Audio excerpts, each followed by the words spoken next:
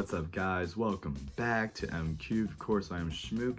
We're here to talk about my favorite episode from the hit TV show She-Hulk. This is going to be episode 8, where of course we know the big man himself, Daredevil, comes to play. Let's talk about it.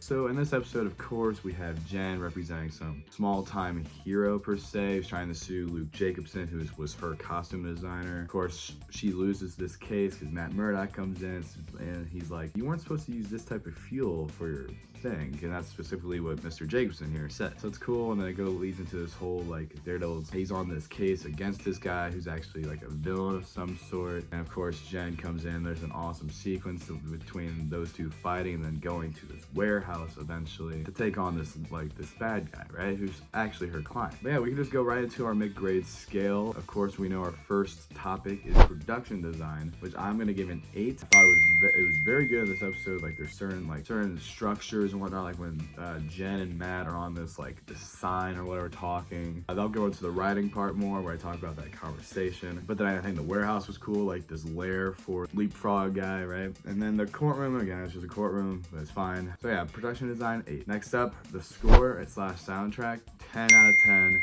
Because specifically for I'll say 3 reasons, okay? For starters, there's Daredevil's intro to the MCU where it has like this it's so good. I'm like, this is a hype new theme for this character, right?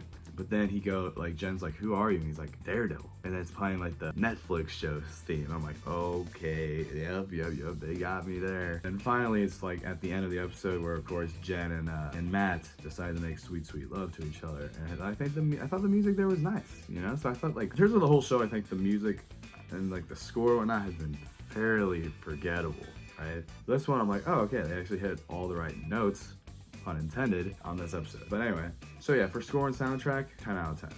Easy. Next up, we have sound, which I'm gonna give a 7. So overall, there's it's good. Specifically with the Daredevil fight scenes where I'm like, oh, this is really cool. When he's jumping off cars and he's doing his very acrobatic, right? And it shows it in this episode, and how he's just jumping off this parking garage, and you can hear him twirling around and stuff. So it's cool, as well as him fighting people in this hallway. He has his stick thing, right, that expands, and you can just hear it knocking people out. So I really enjoy it. So yeah, sound ace. But again, it's just a good 7. So it's nothing too mind-blowing, but it was handled well.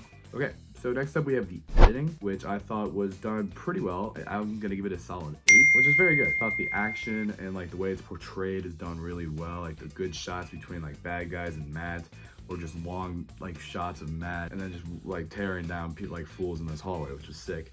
And then I like how there's just a lot. I like the ending where it just goes from them making out to a shot of their feet, which goes with the cinematography too, which we'll go right into after that. But yeah, the editing was done fairly well. But I don't think the editing as a whole in this show is that good, but I thought in this episode I really enjoyed it. So next up, I think we have the effects, which I'm gonna give a 9 actually. I think a lot of the action set pieces with Matt and first Jen look really good, with Matt getting hit by a car or being Hulk slammed into a car and whatnot, and you see that that wave, and it's messing up Matt's hearing, which will go with sound as well. I thought that sound effect was cool. His hearing's just messed up. And then again, just Jen looks good. I think Jen looks pretty good in this episode. So overall, I think I'll give it a 9. I think it's pretty good compared to the rest of the show. I feel like this was the episode they decided to put all their money into, where Jen looks good, Daredevil looks good. Yeah, I say a 9 for sure. Okay, and the category that I love the most for this episode was the cinematography. Again, it's not like you're watching Andor or something where it's holy mind-blowing cinematography, but I think it's really good, where I'm gonna give it a 10 for what the show's trying to do, where you have Matt just across the bar just looking at Jen, and then I think on the rooftop where he's listening to her heartbeat, I think that's a good shot, or them sitting on the sign where it's just Jen, not She-Hulk, talking to Matt's Daredevil. It's just this nice neon red and whatnot. It looks cool. Then of course the last scene with Matt and Jen is just a showing their feet as they walk to the doorway, like obviously clothes on the floor. So I think it's a good shot. So it's like, you know what's going on. But yeah, cinematography was handled really well in this episode, no doubt. Yeah, then casting, I mean, we'll just go 10 for the casting and 10 for the acting, which are 2 categories that we use, of course, on the MCubed-Grade scale. So yeah, I'm just gonna put those together because obviously the big part casting and acting from this episode was obviously Jen and Matt, the Tatiana and Charlie Cox, right? They were just both, of course, well casted. I really like Tatiana as Jen, and Charlie Cox was perfect as Matt in the Daredevil show. So I'm so happy Feige decided to bring him back. We know he's bringing back Bernthal as well as Punisher, where these guys do great jobs as these characters. So yeah, so overall, just the acting's really well done because like I just really liked how they were able to portray such an awesome romance between Jen and Matt in just one episode, and where I'm like, oh, I really like this relationship. It's cool. And then we'll go to the writing, which of course I'm gonna give a 10. I thought just meeting these characters, like seeing Matt again in the MCU after No Way Home. They're not quite as introduction, but we get that introduction to Daredevil for the first time. I like seeing Matt still. It has an insane game where he's just like, oh, I just beat you in court, but yeah, hey, can I buy you a drink, or let's do this sometime. But he's also like, he says something, he's like, never mind. So he keeps her guessing. I'm like, oh, the game's unreal from Matt. So they wrote his character incredibly well. And then of course when you see him in that yellow and red costume, like he looks like ketchup and mustard. Like it's great seeing Daredevil back, and he's still handled so well, and that has a lot to do with the writing. So like again, I'm gonna give the writing a 10 out of 10. It's like I'm still watching Daredevil from TV show in a way, but he's a little bit lighter. But I mean, he doesn't have to be this dark brooding guy. He's not Batman, but he can still be this badass character, which we see in this hallway scene. I would like to actually bring back to that cinematography part for a little bit, because there's one shot in the hallway where you see him just end of the hallway, it just looks like the devil. It's dark.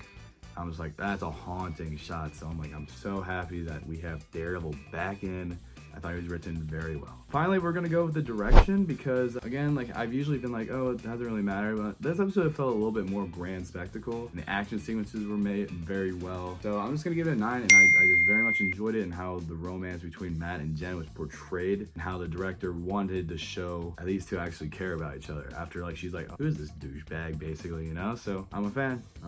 So that's it for this video. We're gonna give the final rating, which is a 91 out of 100, so a 91%. I think easily the best episode in the show, and we will catch y'all for episode 9, guys. All right, see you then.